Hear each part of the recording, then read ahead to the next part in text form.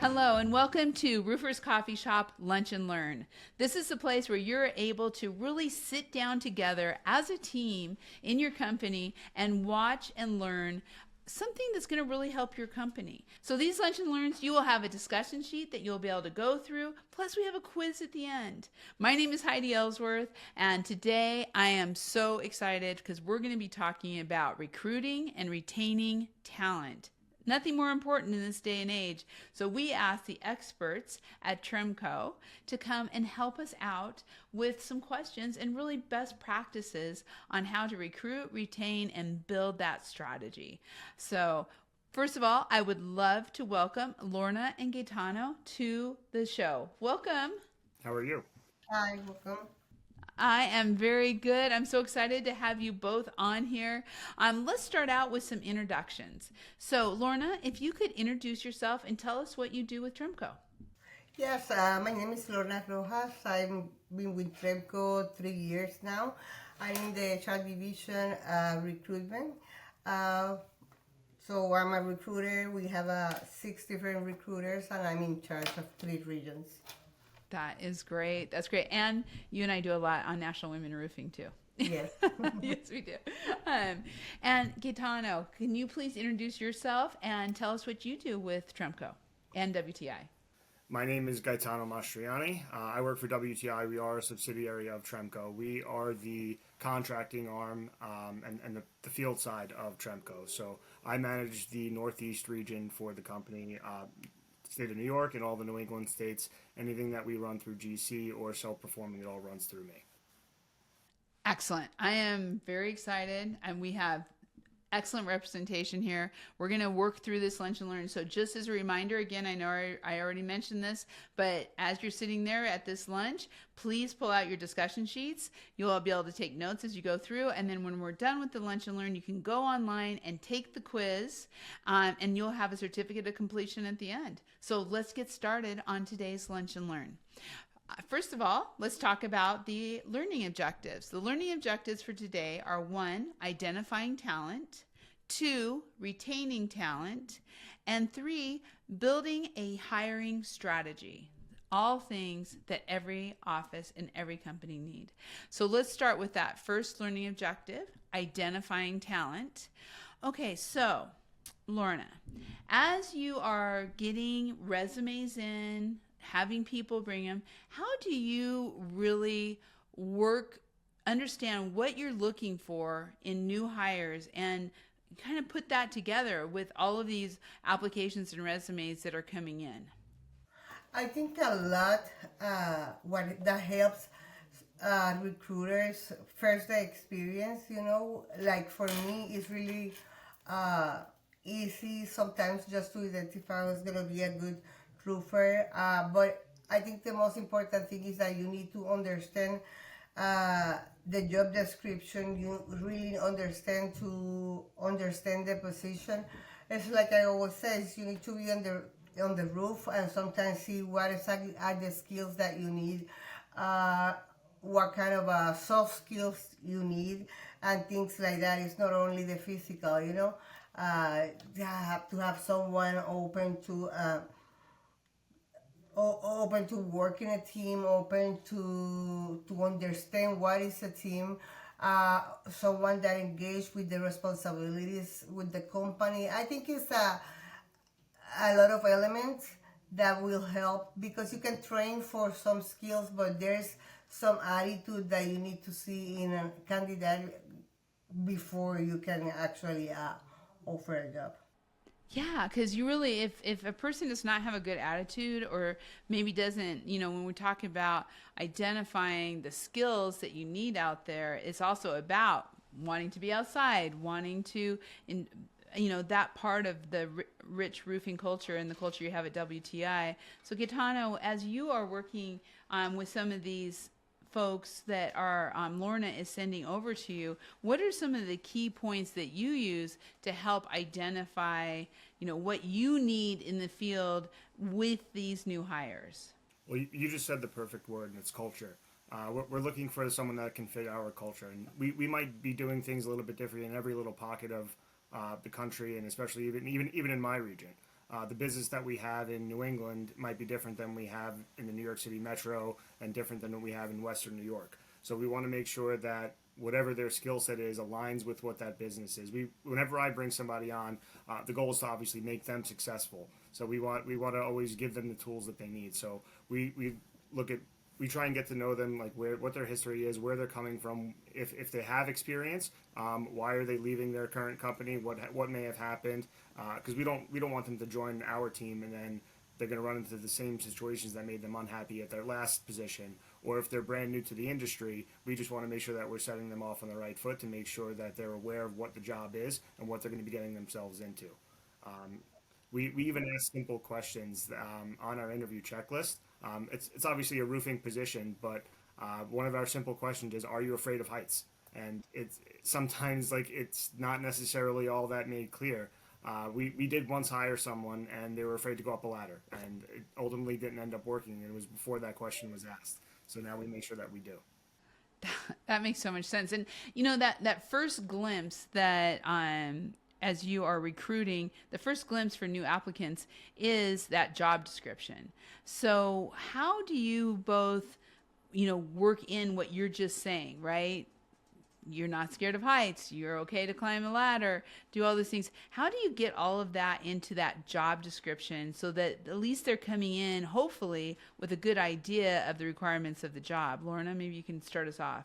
Yeah, I think,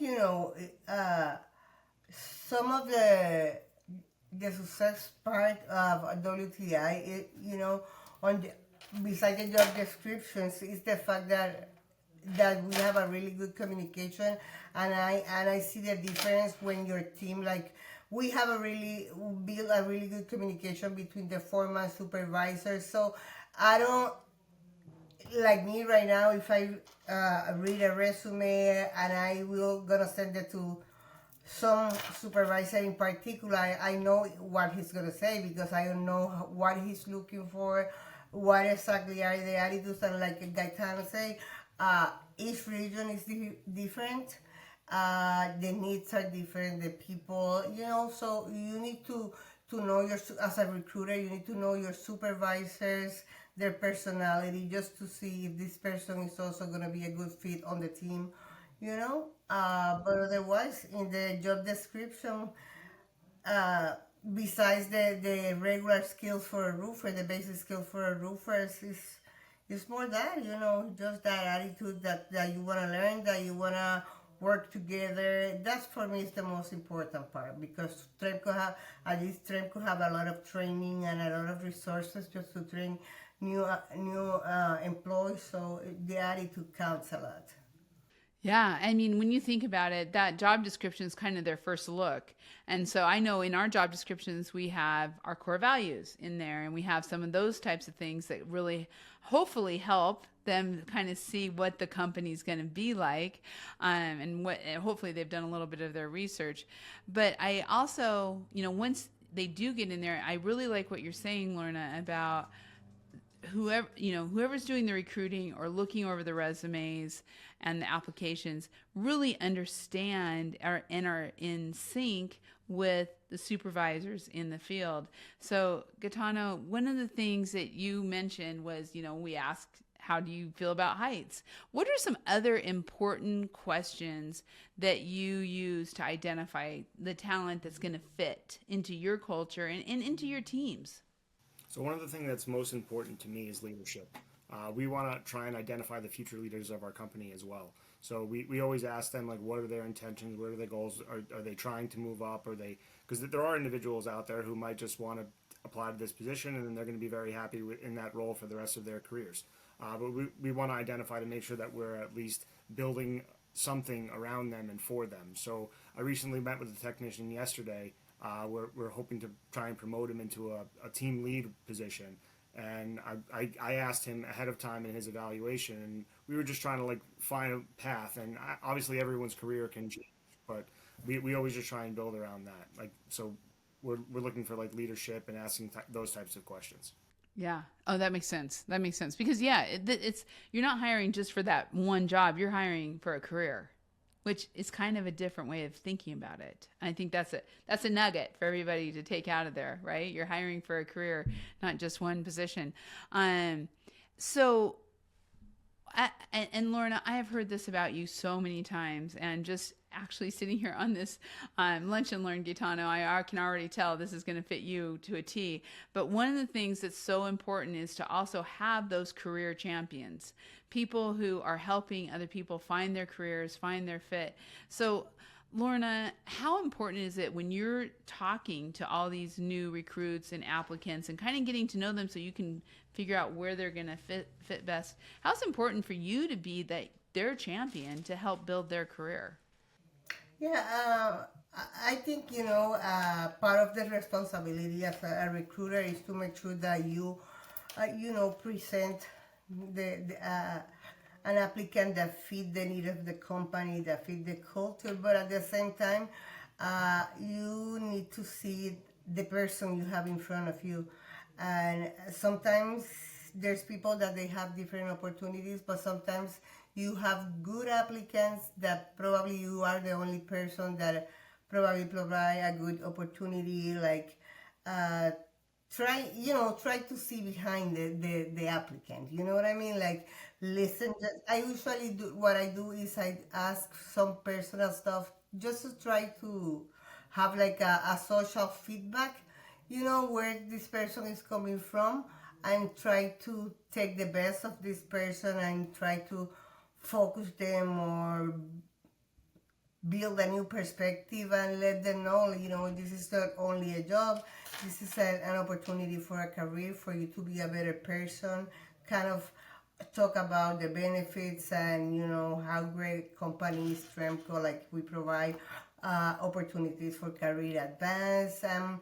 After that, based on what I explained about the company, sometimes, what they would like to do or how can they see themselves in Tremco probably in 5 years or. Yeah. And sometimes I bet a lot of people haven't even been asked that question. Where do you see yourself in 5 years? And so, especially if, and it shows you care as a company. And, out in the field, as you are doing these interviews, Gaetano, and really looking at some of these new recruits, where do you kind of see yourself as that champion for them? And especially once they come on, that career champion, to help them find that path, because a lot of people don't always get that chance. So I always preach building relationships. So we're a big team-oriented company. So the more people that you can build relationships with and work with, it's just going to make everyone's lives easier. So whether someone's my subordinate or my manager, I always do whatever I can to make their lives easier, and I try and build those relationships. So because if I'm successful, then the people below me are successful, the people above me are successful, because we're all just trying to look out for the better part of each other and the company as a whole. Yeah, that's so true. And this really leads us into our second learning objective, which is retaining talent. So we've got them in the door and they're hired, but how, in order to retain that talent, that onboarding is so important. So Lorna, once the interviews are done and you've got thumbs up, talk a little bit about your onboarding process and how you're bringing these applicants in.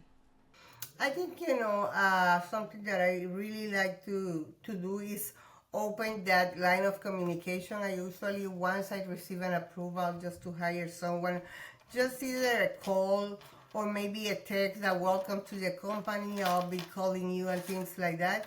And also very important, like the orientation, the HR orientation and the safety orientation, just try to go like simple as you can, just to make sure that they understand everything.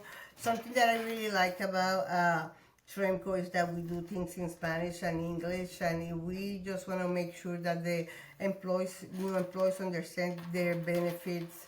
And I think once employees start seeing that you care about them as a person, and make sure that they utilize their resources, they start changing the perspective about the company. And again, just try to put yourself not only as a supervisor or as an office staff, just another coworker trying to get better. It's just trying to build that solid communication. Yeah, kind of like that champion again, really helping them take to that next step. And talk about your onboarding process, Gaetano. How does that work? And really from day one, what I know, because I want to talk a little bit too about your apprenticeship program and how important that is. So kind of start us out on that. So the themes are very, very much the same. So one thing that we do a lot is we just really focus on finding a great mentor. You pair somebody with someone who's either a peer who's been doing it for a little bit, or a manager of some sort, just so they can just bring them along and coach them up. One of the struggles about working with us is that we are a very remote company. We don't have one big office that everyone reports to in the same place every day. So we have to pair everybody up, and you've got to be able to communicate. That's one of the skill sets that probably has to stand above the rest for anyone that works with us. So as long as you're communicating and you've got a solid mentor and somebody that you can lean on, and trust, of course, you have to be able to trust that individual. You'll be able to. That's truly how we develop. And do you want me to go into the apprentice program now? So our apprentice program, and essentially how it works is we give you some online coursework as you slowly progress through your career. We pair it with on the job training. So however many hours that you complete with your on the roof work, then you can graduate into each phase through the program. And then the on the job training, that field work, is when you're working with someone who's more qualified and you're building up your skill set. And we have 4 total phases, so it allows our technicians to become a journeyman.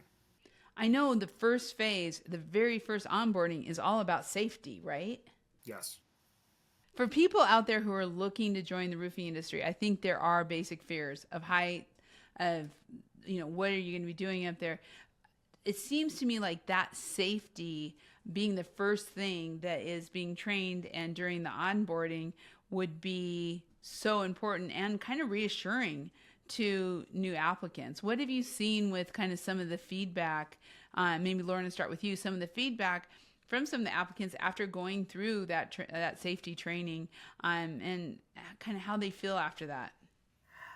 Yeah, honestly, I hear very good things about all the safety trainings at Tremco, and we have a provided training in Spanish and English too, so which is very important, especially on safety, just to make sure that they understand, and when they are in the roof, they know the process, they know what they need to take care of everything. So I just think it's part.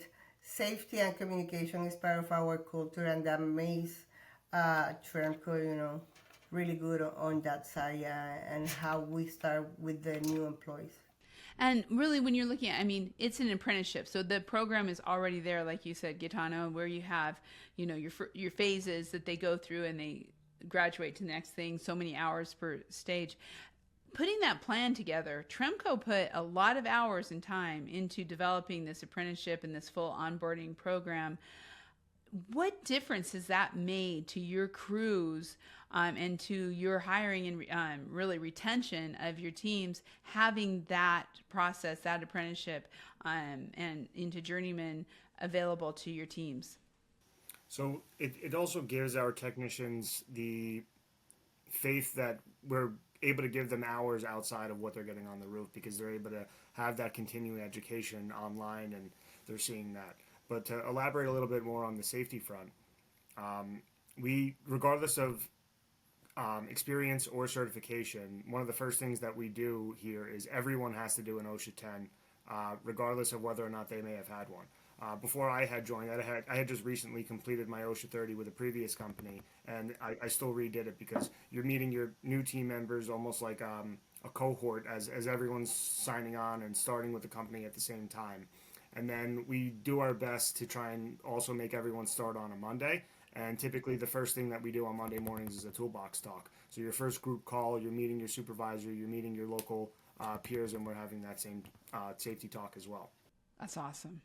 Something that Gaetano mentioned is like I have my OSHA instructor license, so I used to teach OSHA, especially in Spanish. And I was surprised when I started Tremco that I had to take OSHA 10. Even though you were a teacher, you're still taking it. Yeah. Everybody. That's excellent. That is so cool. So one of the things too that I think I wanted to mention is when we talk about continuing education and how important it is for retention. I know that you have your apprenticeship where they can then graduate into a journeyman, but you also offer ongoing if people want to go on and get their associates or their bachelor in construction management too.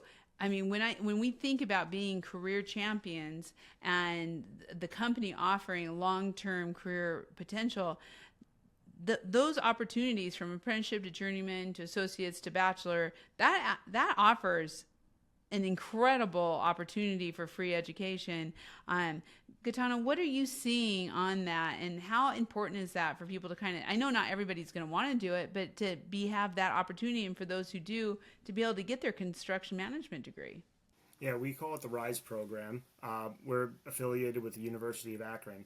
It always starts with an associate's, but with successful completion, you can then graduate to getting your bachelor's as well. I've got a perfect success story in my region. It was a technician who was on the roofs doing patch and repair and inspection work. He was down in the South Atlantic region. He started with a RISE program. He's got his his associate's degree, excuse me, and now he's actually working as a construction manager associate in the Buffalo area, running a $13 million job. That has to make you feel so proud. It really comes back down. I'm going to say it again. I know I've said it a couple times, but it's really part of this learning objective. Again, is that career champion, having people like you two who are encouraging them, and then having a company that is actually encouraging them to continue to get that kind of education and grow within the company is amazing. I do want to go on to our third learning objective, and that is building a hiring strategy. And this is really about working together. So you've got two people on here who are the best and who are doing this every day, working together from the office and the recruitment into the field. And I know we talked about this a little bit up at the beginning, but Lorna, talk about how you start building a strategy, working with the field to really know what you want, or what they want, and how you can deliver it. So can you kind of talk about how you build that strategy working together? With the field staff, you mean, like with the employees? Well, actually, the fact that I think the thing that helped me was the fact that usually in all the companies, not now in Tremco, I'm most remotely. But before, I used to visit in other companies, I used to visit all the job sites just to explain everything in Spanish. Also had the opportunity to be like in corporate meetings and at the same time be up with the field staff. And I know that sometimes even if companies think that they have a really good communication, you hear something on the office and you hear something totally different on the roof. So I think it's very important, like managers or people that are in contact, the same recruiters or people from HR have conversations with the field staff. In my case, just because, the ones that I help speak Spanish, I can help them to understand everything. I sometimes how they feel, Sometimes we if there's discrimination or if any type of communication just for diversity and inclusion, those type of things. So I think you need to check on all those details. So basically that I build a really good communication with them when I visit the job site. I eat with them. We can go out or whatever. You know what I mean? Like you need to build that relationship and have that communication. If you just go a step just to do an inspection or to do a visit of the job site, they won't tell you anything. You need to be in contact with them, that they feel that they can trust you and that you care for them. And it's the same thing, recruiters, supervisors. Yeah. Yeah, it makes so much sense. So, Gaetano, as you are working with Lorna or with other recruiters in the company, um, tell us a little bit about your process of do you review the job descriptions? Do you kind of sit down and have these conversations about what exactly you're looking for? How do you build that strategy with the recruitment to get the best people for your areas? Yeah, so Lorna's not my regional recruiter, but I do have one. She's on a call weekly that I host, and she's always engaged with my supervisors and my foreman pretty regularly. And just because I don't have recruiter in my title doesn't mean that I'm not always looking for good talent as well. I'm on job boards, I'm on LinkedIn, I'm trying to see resumes, and when there is a qualified resume that is presented to me after a screening or whatever it is, I make sure I always get in depth with the recruiter to make sure that we're touching all the points. I think they'll be successful for this reason. I think they might struggle a little bit with this. And then we also just talk about like what the day to day of a roofing life is.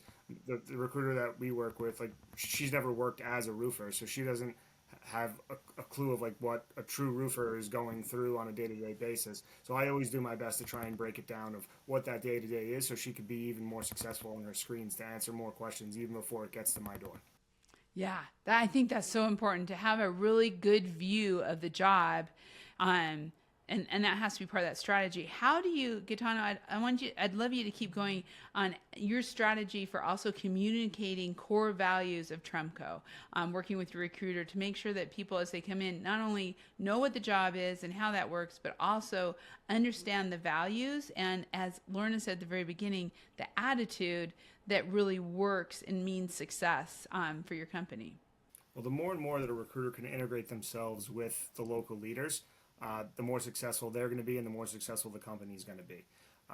So I'm sure that Lorna could certainly elaborate, but like I said before, every business is going to have its own needs and own personalities. So it's all about that culture fit. So the easier that that individual recruiter is able to work with their team, they can they could ask the pointed questions that we know that they're going to need when they're working and they're hired on.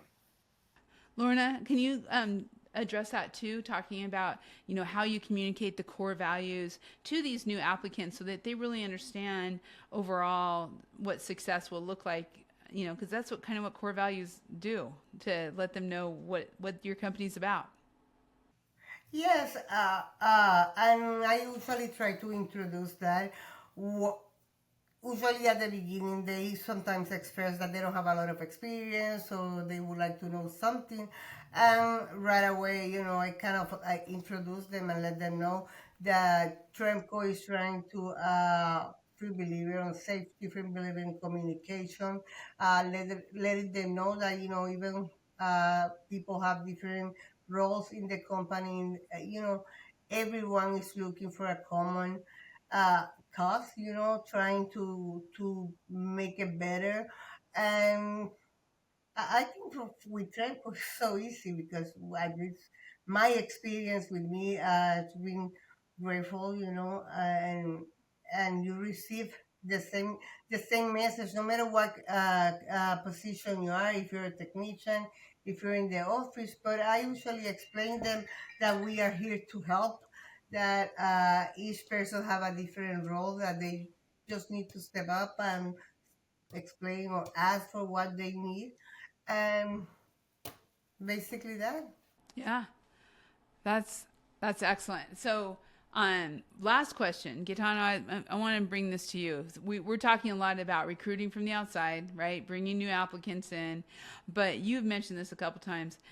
The importance of also looking within for promotion to leadership, to doing that. So, how do you, through your year, as you're looking and working with your teams, how do you kind of make that a part of your strategy in really looking at talent that is already working there, and from a retention point, helping to get them promoted in leadership? Tell us a little bit about that. So we do that from the moment that they're hired on all the way through the moment where we're considering them for promotion. We're always trying to provide as much opportunity as we can. So if we have something new that we know that they haven't had experience in, we're always trying to push that issue. Um, WTI has a lot of different offerings, whether it's pure air or roof tech or all these different things. So like the goal is we want to identify the individuals who are showing the initiative. We give them the opportunity to say, hey, we're offering trainings in XYZ, and the more that they're putting themselves out, it obviously raises a flag for us to look at those individuals for other opportunities. And then we just try and put them in those new situations to see where they're going to be successful. Because if they're successful, then we're successful. I love it. It's a lifetime, a career time of retention, career path, and of really growing a strong business with strong talent and an amazing culture. Thank you, both of you. Thank you for sharing your wisdoms and your thoughts. Any last thoughts, Lorna? Well, something that I usually do, I explain the career pathways in the roofing industry since they start as a helper technician. So try to, provide them like a vision, of the future and all the things that they can do. And like Gaetano says, sometimes without saying name, we share another experience for another employee that started as a technician and where they are now, and try to be positive. But that's something that I like to do, is try to put that on their mind, that you are here to stay. And when you talk like that, somehow you're helping with retention, because they don't feel like they're gonna be out next year or things like that. So Brilliant. Yeah, I love that. Gaetano, any last thoughts? Yeah, I would just say the best thing that we can do during the interview process is sort of give them that day in the life. That way they know exactly what they're getting themselves into. Because the last thing that you ever want to see as a manager or whatever is someone come in, they have that deer in the headlights look on them, like, what did I get myself into? Like, you want them to be happy. So the more information that you can give them up front on that interview call, and let them know that, hey, this is how you're gonna start your day, this is how you're gonna finish, and just try and give them that A to B throughout each day, the more that they're going to be successful, and the happier they'll be when they join on. I love it. There's another nugget. Day in the life. Share the day in the life. I love it. Thank you both so much for joining us on this Lunch and Learn. We so appreciate your wisdom. And thank you all for listening. This is a great informational project. Please, I know you all have your discussion sheets in front of you. Please take notes, because we have that quiz online where you can get your certificate of completion. Please take the time to do that, because you might be entered for a free lunch. Thank you again. My name is Heidi Ellsworth. Thank you for being on this Lunch and Learn, and we will see you on the next Lunch and Learn from Roofers Coffee Shop.